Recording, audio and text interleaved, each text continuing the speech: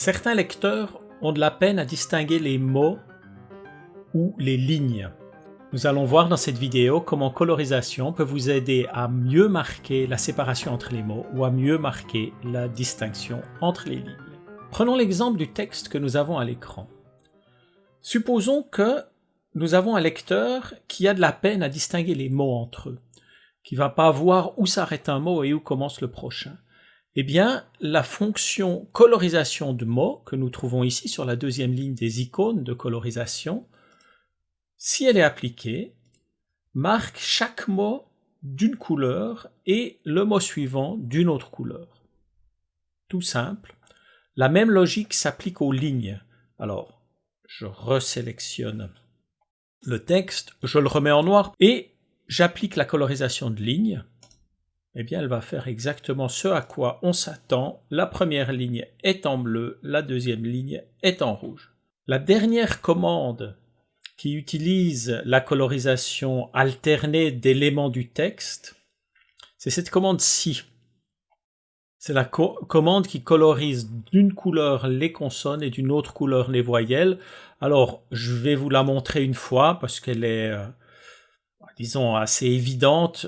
Je ne pense pas qu'on en aura besoin tous les jours, mais elle permet de distinguer les voyelles qui ressortent de ce texte en bleu et les consonnes qui ressortent ici en rouge. Pour continuer, j'aimerais vous montrer les possibilités de configuration pour ces commandes qui colorisent de manière alternée certains éléments. Alors, je reviens en noir en cliquant sur l'oiseau ici, et puis j'entre dans la configuration de colorisation. Et dans la configuration de colorisation, nous voyons ici, donc sur la deuxième moitié de l'écran, nous voyons ces 6 cases qui peuvent contenir jusqu'à 6 couleurs qui sont appliquées de manière alternative lorsque ces commandes de colorisation de syllabes, de mots, de lignes sont utilisées. Dans le cas de la colorisation des consonnes et des voyelles, comme il n'y a que 2 éléments, il n'y a que 2 couleurs, les 2 premières qui seront utilisées. Mais dans le cas des lignes ou des mots, on pourrait très bien imaginer d'avoir ici plusieurs couleurs.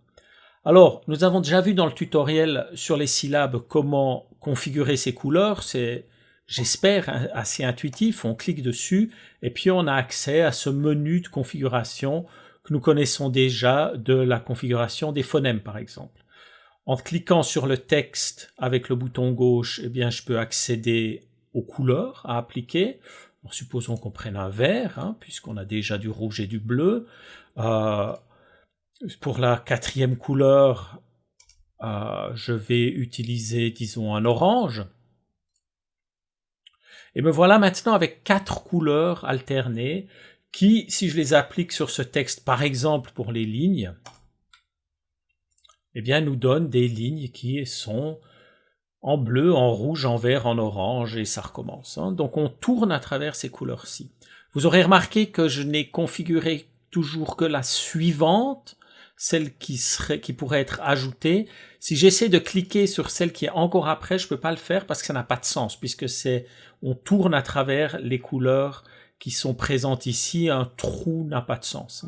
Donc on ne peut pas configurer directement la 6e, il faut d'abord configurer la 5e. Autre élément, si je clique droit sur un des blocs que je veux configurer, alors supposons qu'à la place du texte bleu, je veuille faire un surlignage bleu avec un surlignage jaune, eh bien je peux en cliquant sur le bouton droit obtenir ce menu ici. Et puis dans ce menu, j'ai accès aussi aux éléments de formatage et je peux aller sur le surlignage, choisir le jaune et vous voyez que j'ai maintenant un texte jaune avec un texte bleu avec un surlignage jaune. Je peux m'amuser à rajouter ici une couleur, disons, noire avec un surlignage vert. Et disons qu'avec ça, bien, j'ai assez de variantes. Mais vous voyez l'idée, il n'est pas obligatoire d'utiliser autant de couleurs. Mais on peut le faire si ça nous fait plaisir. Et je vais maintenant coloriser les lignes.